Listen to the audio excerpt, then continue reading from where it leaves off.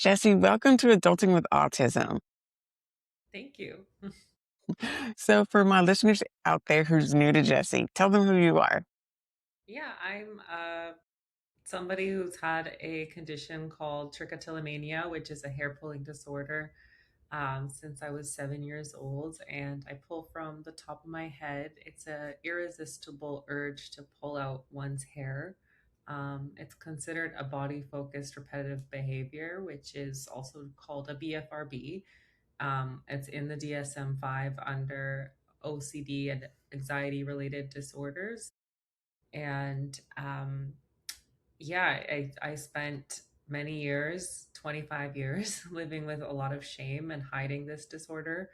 And one day I shaved my head and felt like I had lost 500 pounds. And with that, I lost this narrative in my mind that wasn't helping and decided to start sharing my journey. So, you created Bear Becoming, and what is that? Yeah, Fair Becoming is sort of a self exploration platform on TikTok and YouTube where I just, you know, uh, explore my new journey of having a shaved head and the things that I have to unlearn and relearn along that way. So, I know a lot of my listeners, even though they're autistic or ADHD, they have hidden coping patterns like pulling, picking, binging. What do you want them to hear right away about how you see those behaviors? Yeah, I think that it's our it's interesting. I guess the more I'm learning about BFRBs, the more I'm learning about coping behaviors in tandem with that, and um, the the reason why they're so difficult to overcome sometimes is because they're happening within our bodies in a like subconscious. There's a lot of subconscious activity happening that we think that we should have a hold of, but because it's not conscious, we really can't, or we don't have the tools to, unless we go to a specific therapy just for that. Um, so it's about like understanding your nervous system is what I'm learning. So, when someone hears this isn't a moral failure, it's a nervous system pattern, what changes can they relate it to themselves? Um, yeah, so just not internalizing your behavior as like a character flaw or something that like it it means that you're bad, or you're doing something that should be, shamed for, you should be shamed for doing. It's more of understanding like why it's happening, and that other people, everybody's has their own coping behaviors. There's unhealthy ones and there's healthy ones, so it's a matter of like rewiring what's happening in your body. And I think that there's no, when you're shaming yourself and you're judging yourself, judgment cannot coexist with curiosity, and we need curiosity in order to get better. So that's definitely the first step. How do you balance sharing the neuroscience with staying accessible and grounding for people who are in the thick of shame? Yeah, I'm not a neuroscientist. I'm not a scientist at all. I've just kind of done like this rogue research, and like have had my own experience for 25 years with this disorder. So I guess I try to make it as, yeah, accessible as possible. Like just break it down to what we can understand. The nervous system has three components, which is your neurons, sensory. So something comes in either through your visual, through your touch, through um, your, it could be even like physiological, um, and then it moves in through your vagus nerve and towards your brain, and that your brain decides what the next step is. So that's for every single thing that we have in our lives. Like literally, like, a woman passes by you in the grocery store and she brushes your shoulder, you can choose to react or not react. But or when you put your hand on a hot stove, like right away your body just, you don't even have the chance to intercept, it's just telling you like move your hand back. So literally every single thing that we do in our life is run by this nervous system, but it's just a matter of if we have the chance to intervene or not. Um, so yeah, just really trying to understand that. I hope that makes sense. It makes perfect sense. Yeah. So when you are talking about anxiety and perfectionism alongside with BFRBs, how do those threads usually weave together in the lives of your community? So, I mean, all coping behaviors start off with being some kind of self soothing, for the most part, I would say. Um, so, basically, what happens is our bodies learn that this thing happened and then this other thing happened, and that made that thing feel better. So something bad happened. Maybe it was like, it could be, like I said, it could be sensory, could be like for people with hair pulling disorder or even nail biting. It's like, could be visual where you look at your fingertips and then you're triggered to want to take an action. For hair pulling disorder, it could be I touch something and it feels like a wiry hair compared to the rest of my hair, or like I have a gray hair here and it looks out of place. And that triggers you to want to pull it out. But usually, what it starts with is like some kind of self soothing situation. And it then your body learns that in order to soothe myself, I did this behavior. Um, yeah, so it's just a matter of trying to, yeah, so yeah, anxiety is definitely very tangled in there. But the issue is that a lot of the times, because we've started out that way, it doesn't mean that it's always going to be that way. So sometimes I pull my hair out and it's not like anxiety related at all. It's just like I said, like it could be triggered by something else, but my body has a pattern that it recognizes and it wants to complete. So we call it a completion loop. That's similar for like OCD. Um, so basically, yeah, there's the trigger, there's the sensory output, and then there's different versions of it. It could be an automatic behavior where you don't even realize, like scratching an itch on your arm. You just like you feel something there, and then you start scratching yourself, and that doesn't have to happen on a conscious level. Same thing with yeah, like people who bite their nails, or like if you feel a bump on your skin and you feel that it feels out of place, and you just start picking at it, but you're not even conscious of it. That could happen, and that doesn't have to be anxiety related. Um, and then there's also like a more focused version of it where, yeah, something you can tell is out of place, and then you just spend an hour in the mirror picking at every single pore in your face to try to like make it look perfect, even though it's not going to make it look perfect. It's going to make it look worse. But um, did I answer your question? Yeah, don't be nervous. I often like forget, I'll start answering the question and I forget what the question was. So, yeah. Do it all the time. Yeah. So you often invite people to stop asking what's wrong with me and start asking what is my behavior trying to protect me from?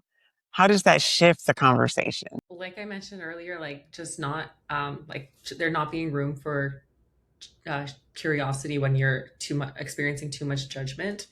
I experienced that for my whole life up until last year when I shaved my head, which was thinking like something is wrong with me, and it was a character flaw. And I lacked self trust because I was telling myself every single day, I'm not going to pull my hair out anymore. It's not going to happen. I'm not going to do it. And then, sure enough, I would pull my hair out and feel like I was just like the worst person in the world because I can't control this one thing.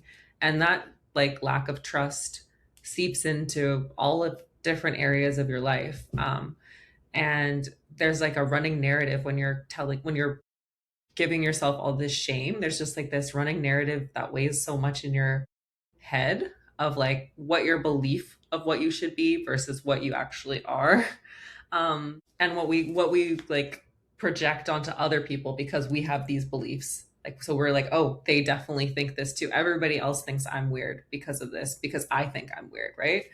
Um, so yeah, once you're able to separate that, you're actually able to like the first step in any of the therapies that are like most common for BFRBs, which is cognitive behavioral therapy, um, habit reversal training, and then acceptance and compassion training. I think it's called ACT. The first step is always like accepting and then trying to identify your triggers. And that is just the first way to find out what you're trying to protect yourself from. How do you help people move from like that pure self-awareness into self-trust? I think it's just like a matter of doing little tiny things that prove to yourself that you can do certain things.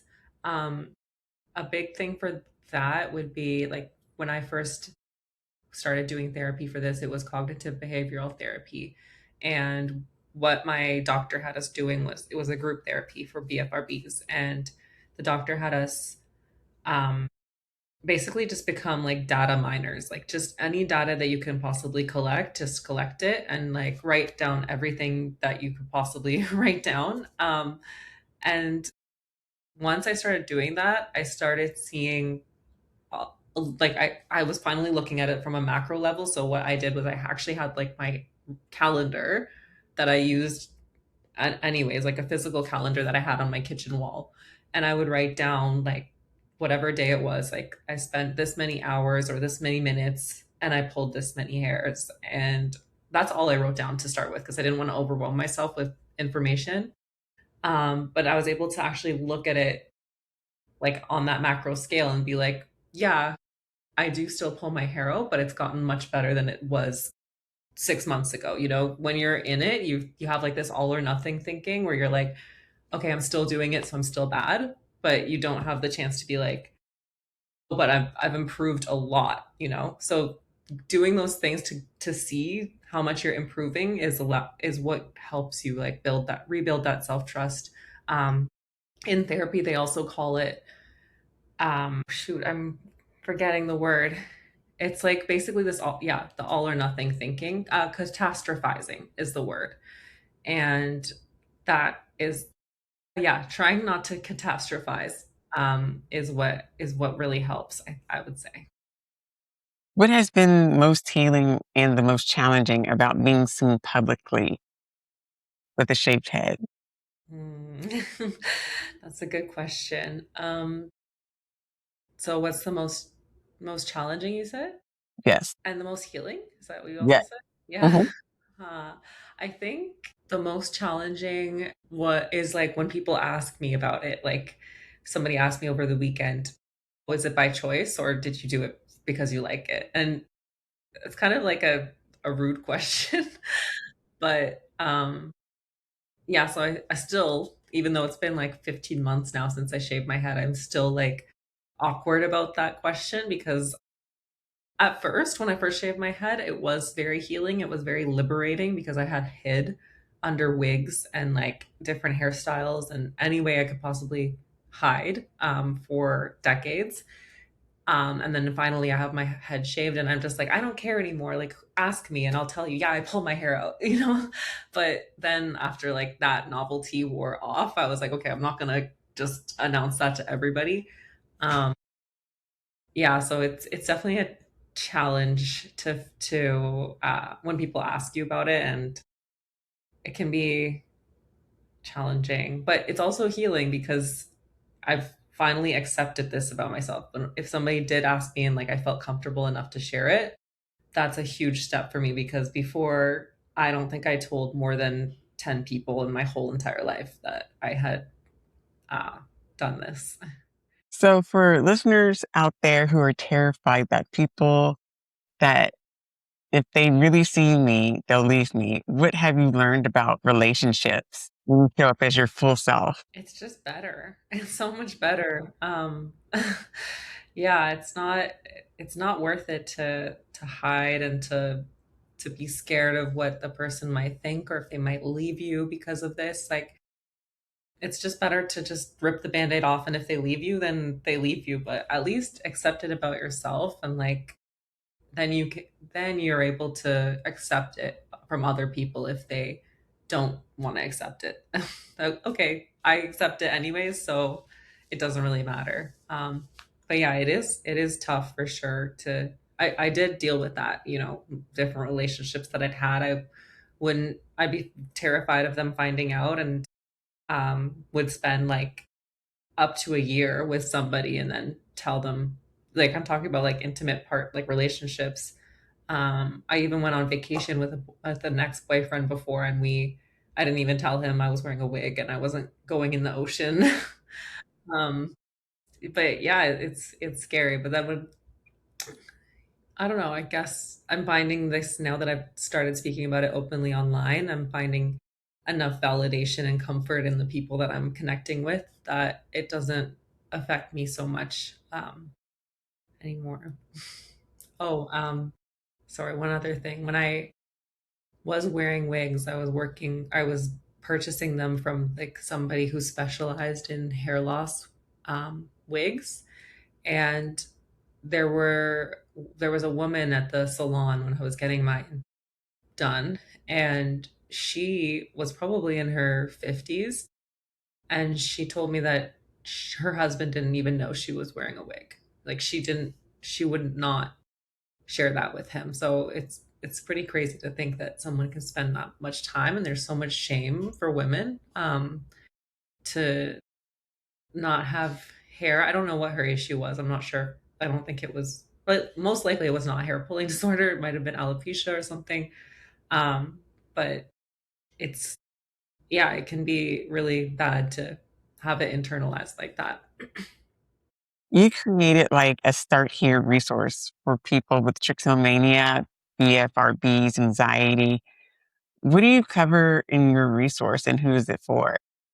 So it's for people with body focused repetitive behaviors. But I made it um, with mostly like teenagers and their parents in mind, because I know when I was growing up, I didn't know anything about it and nobody really wanted to talk about it with me. And um, the adults in my life more were like, you should be able to fix this yourself. Like you're the one doing it. So um, that didn't help at all. And I have had teenagers and parents of teenagers and children in my DMs on TikTok asking me for information on this and how they can help it and what it is and what's happening. So basically, I created this resource for them, so that, and it's printer friendly. So I was thinking like if a teenager, wanted to share it with their parent that wasn't on TikTok, they could print it off and share it with them, just to explain a little bit about what's happening. Yeah, particularly I had one girl in my DMs, like early teenagers, and she said that she had pulled so much of her hair out and her mom was going to see, and she was terrified for her mom to see. So I don't think that's right. It's not fair. Um, Right. yeah. If someone is recognizing themselves in everything you've said, but feels overwhelmed, what's one tiny compassionate step they can take this week? Yeah, that's a good question. I think just remembering you're human and we're all human, and don't I say this all the time, but like don't compare yourself to other people. It's like apples to oranges. We're all experiencing completely different things. And yeah, there's nobody's gonna love you the way that you'll love yourself. And like trying to think of everything. I know it's really hard, but think of it as an opportunity to get to know yourself better. Um, and if you're able to get to know yourself better, you're always going to be a step ahead. So just do that little bit of digging. Now, you said your biggest hope is that people leave your work feeling less alone and more understandable to themselves. So, what does being understandable to yourself look like in real life? Hmm. I know it's a hard question, isn't it? Yeah, what does looking like I guess that's a great like segue question from what I just said, which is you know, when you understand yourself better, you are set up for such better success. For example, like I realized when I had started doing that calendar writing out and seeing where was pulling the most or when I was pulling the most, I learned that the day before my period, I was pulling the most hair. And I never would have known that if I hadn't done that. And so now I can like mentally prepare myself and put parameters in place so I set myself up for success. Um, and that's what understanding yourself really is just like making sure you're set up for success. And that's what we would do if we were raising a child. We want to set them up for success. So just parent yourself that way, you know? Pour that love into yourself and it's just going to amplify your life. Okay, my final question for you. It's easy, I promise.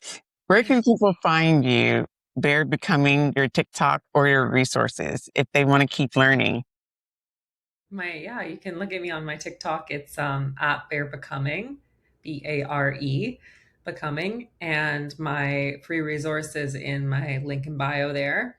And same with my YouTube, which is Bear underscore Becoming. I also have the link in the bio there.